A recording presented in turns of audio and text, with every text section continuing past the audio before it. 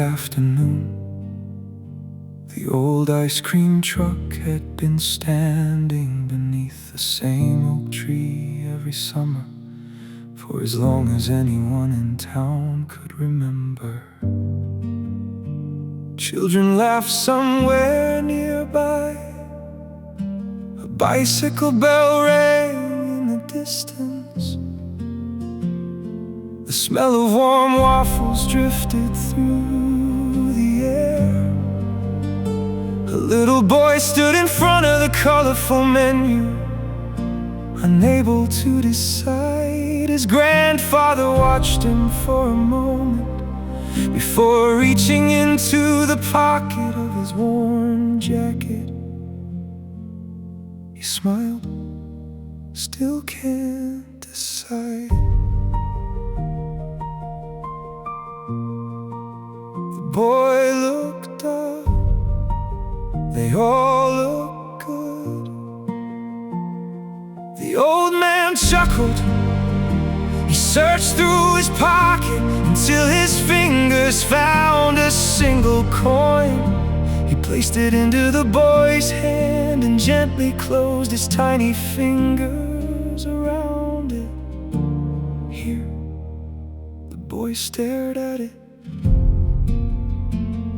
For me, of course. A quiet smile crossed the old man's face. Go buy the one that makes you happiest.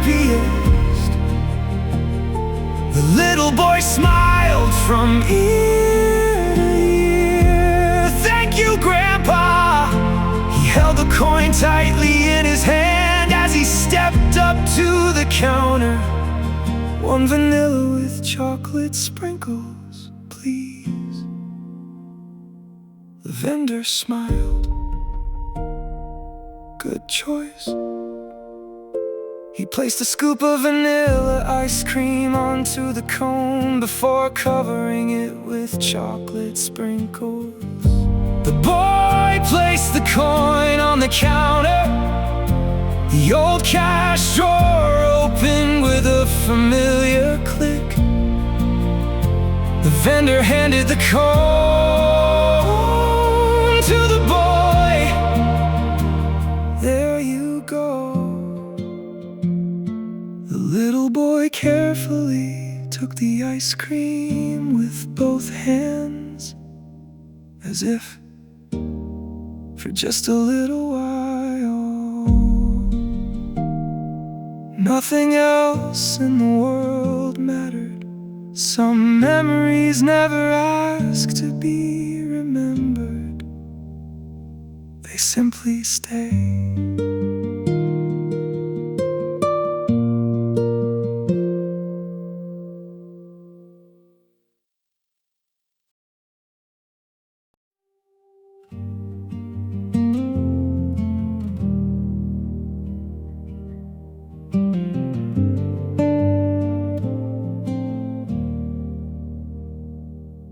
The hospital doors closed behind her.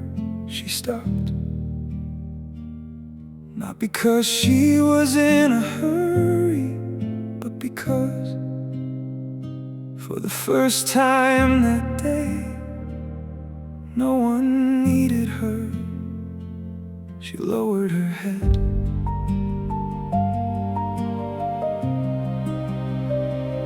Closed her eyes. The sounds of passing cars slowly faded into the background. She didn't replay the day. She didn't think about the little boy who had finally smiled, or the family who had quietly said goodbye. She couldn't, not yet. She simply stood there, trying to remember what it felt like not to carry someone else's pain. A slow breath escaped her. Another followed. She could feel the tears waiting somewhere behind her eyes, not falling, just waiting. The evening breeze gently brushed a loose strand of hair across her face. She opened her eyes across the street. The little ice cream truck was still there for a moment. She almost smiled, then she crossed the street. The first bite tasted like childhood, simple, cold, sweet enough to remind her that the world could still surprise you when you least expected it. She walked slowly, not because she had far to go, but because for one, there was nowhere she had to be.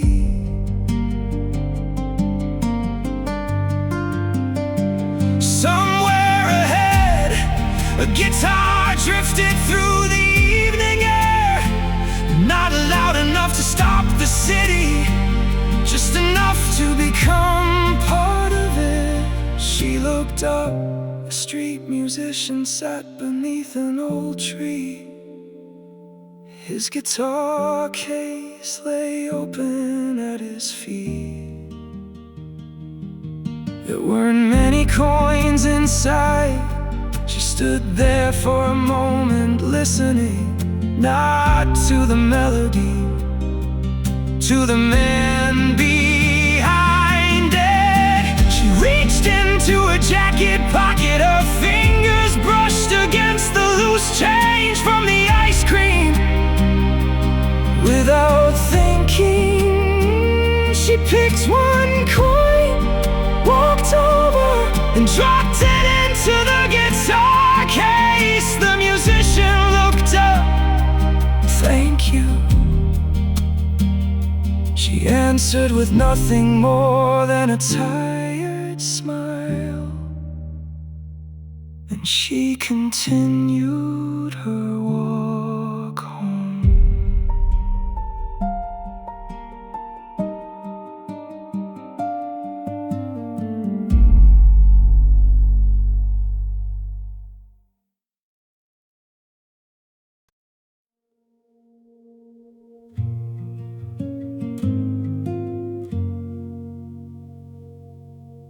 The musician watched her disappear into the evening crowd. For a brief moment, he held her tired smile a little longer than he expected. Then he looked back at the people passing by. Most never slowed down. Some nodded politely, many never looked up at all. He had stopped wondering where they were all going. Everyone seemed to be chasing something. Time, work, tomorrow.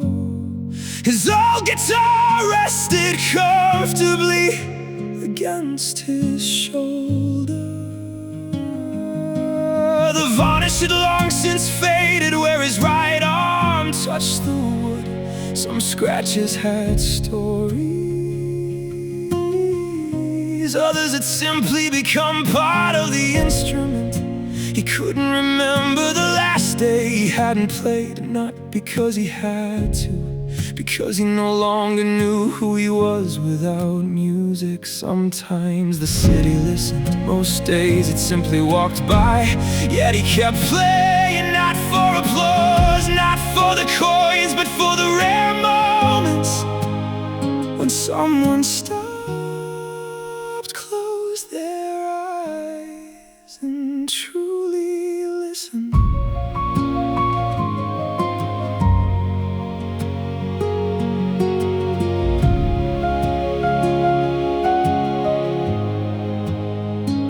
The sun had almost disappeared when he finally packed away his guitar. It hadn't been a bad day, it hadn't been a good one either. Just another evening spent telling stories without words. He counted the few coins resting inside the worn guitar case, just enough for today. As he walked home, he noticed an old man sitting quietly against a brick wall. Curled up beside him slept an aging dog. A small piece of cardboard rested against an old backpack, trying to buy food for my best friend. The musician stopped. He looked at the dog, whose tail gave a slow wag without even opening his eyes. A faint smile crossed his face.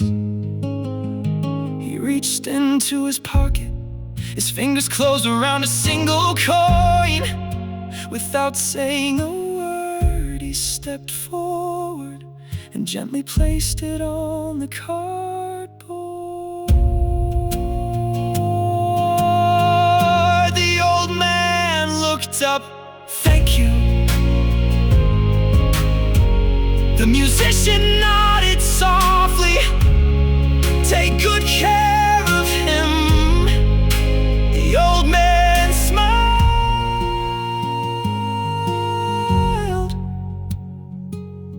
Always.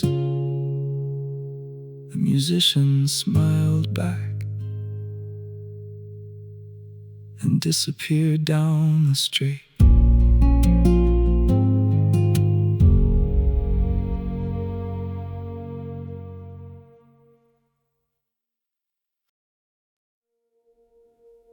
Always. The word remained on his lips for a moment after the musician had disappeared into the evening. He looked down at the old dog curled beside him. You heard him, didn't you? One tired eye opened. The man's smile widened. Yeah, that's what I thought. He reached down and scratched gently behind the dog's ear. They had been together for almost 9 years before the streets, before the cold nights beneath borrowed blankets, before people had learned to look through him rather than at him. The dog remembered a different man, a small apartment, Sunday mornings, shoes left beside a front door. Maybe that was why he never judged the man he had become. The old dog simply stayed through winter, through hunger, through every promise that tomorrow would somehow be different. The man looked at the small piece of cardboard in front of him. A few coins rested on its worn surface. He counted them once, then again, enough.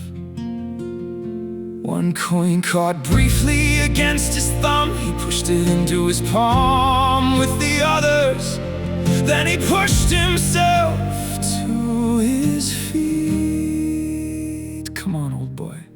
The dog slowly stood, stretching his tired legs. Dinner's on you tonight. For the first time that day, the man laughed. The small shop was only a few streets away. They walked slowly, the dog because his legs were old, the man because there was no reason to hurry. Every few steps the old dog stopped to inspect something only he seemed to understand. A doorway, a lamppost, a forgotten paper bag caught beneath a bench. Anything important? The dog moved on, thought so. By the time they reached the shop, the street lights had begun to flicker on. The man stopped outside, a small sign beside the door read, "No dogs allowed." He looked down and through the window, then back at the dog. Well, the old dog sat. Don't look at me like that. A woman leaving the shop held the door open for him. The man hesitated. He won't cause any trouble. She looked at the old dog. neither will I. For a second the man said nothing, then he smiled inside. He walked straight past the bread, past the canned soup, past the canned soup, past the small sandwiches wrapped in plastic. At the end of the aisle, he stopped in front of the pet food. The old dog waited beside him. Chicken or beef? The dog's tail moved once. Beef it is. At the counter the man opened his hand one by one. He placed the coins on the counter between them. The cashier counted them, then pushed one back. You gave me too much. The man looked at the coin, then at the small bag of dog food. He picked it up and slipped it back into his pocket. Lucky day, old boy. The old dog looked up at him. Apparently, they agreed.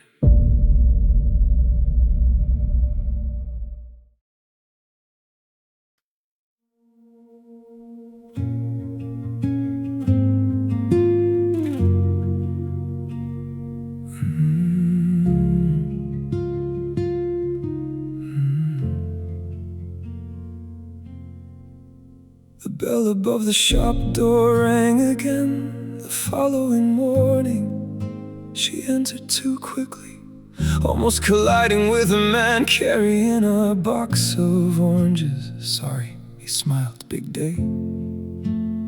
She looked down at the white dress hidden under her coat. A small piece of lace had escaped near her knee, something like that. She hurried toward the back of the shop. Safety pins, that was all she needed. 6 months of planning, 3 fittings, 27 phone calls from her mother, and somehow no one had remembered safety pins. She found a small packet hanging beside the sewing kits and carried it to the counter. Her phone vibrated again. She turned it face down. The cashier scanned the packet, getting married. The young woman looked at the lace beneath her coat, then smiled. Is it that obvious? The cashier laughed, only a little. She paid. The cashier placed the change into her hand. A few coins, she closed her fingers around them, and for the first time that morning, didn't move behind her. The shop continued as if nothing had happened. A refrigerator hummed. Someone dropped a bottle into a basket. The bell above the door rang again. She stared at her closed hand. In less than 3 hours, she was supposed to say yes. She loved him. That was the problem. She loved him enough to wonder if love was supposed to feel this frightening. Her phone vibrated again. This time, his name appeared on the screen. She watched it until the light disappeared, then slowly slipped the coins into her pocket. The safety pins remained on the counter. Miss, she looked up. Your pins, right? She picked them up. Thank you. She stepped outside into the perfect blue morning and wished just for a moment that it had rained. The phone vibrated again.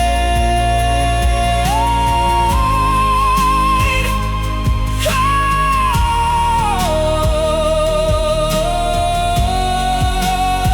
She reached into her pocket while trying to tuck the packet of safety pins under her. One step and another, and straight into someone. The packet slipped from her hands. Oh God, I'm so sorry. It's okay. They both bent down at the same time. The hands reached for the packet, stopped. She knew the voice before she looked up for a moment. Neither of them moved. He had changed, of course he had, so had she. But some faces don't need an introduction. after years of silence, he slowly stood, his eyes caught the small piece of white lace near her knee, then the coat, then her face. You're getting married. It wasn't a question, she stood up. Today, a coin slipped quietly from her pocket. It struck the pavement, rolled past their feet, and continued along the edge of the street. Neither of them noticed. They were still looking at each other. The coin rolled a little farther, slowed, turned once, and came to rest between two old cobblestones. Behind it, the city continued moving. Footsteps passed, a bicycle crossed the street. Somewhere a door closed, the coin remained, waiting.